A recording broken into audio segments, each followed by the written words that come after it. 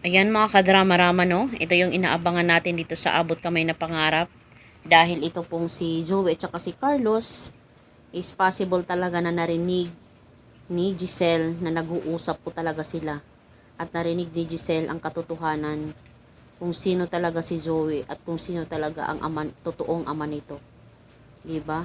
Kasi alam naman po natin dati pa, nakikita ni Giselle itong si Zoe, bakit nakikipag-usap dito kay Carlos? Ano ba yung connection nila, no? Bakit andito siya sa stage? Hindi naman siya nakikipag-away kay Annalyn.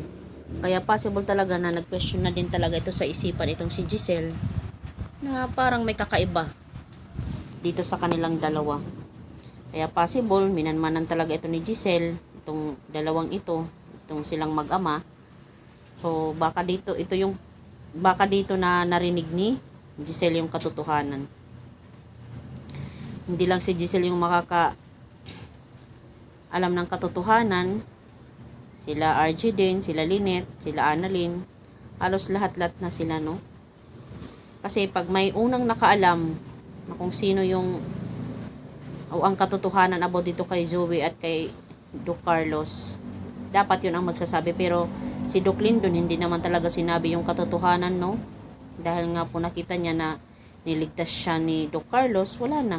Hindi na siya nakialam pa about kay Zoe at kay Doc Carlos. Pero alam naman po natin na pagdating kina RJ, pag sila talaga yung nakaalam, hindi yan pwede na itatago na lang nila, no? Dapat alam lahat ni Lynette, ni Annalyn at saka nila Giselle or ni Ubingman. Ganyan.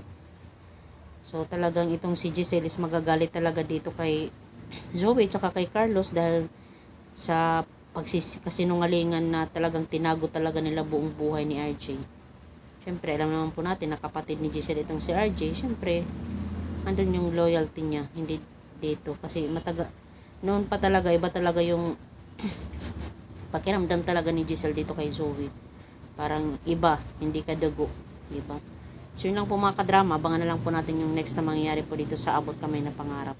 Maraming salamat sa iyong panonood. Please share and subscribe.